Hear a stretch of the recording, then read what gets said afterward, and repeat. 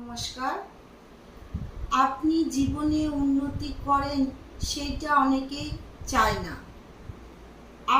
আপনার আত্মীয় স্বজন হোক, আশেপাশের লোকই হোক বা কর্মক্ষেত্রে লোকই হোক, আপনার উন্নতি কেউই চায় না। তাই আপনি রোজ এই মন্ত্রটি বলবেন প্রত্যেক দিন 8 বার করে বলবেন। এই মন্ত্রটি হচ্ছে ওম হলিং বগলামুখী সর্বদুষ্টানাং বাচং মম সর্বশত্রু মুখং স্তম্ভয় জিভং কিলয় কিলয় বুদ্ধিং নাশয় হলিং ওম স্বাহা।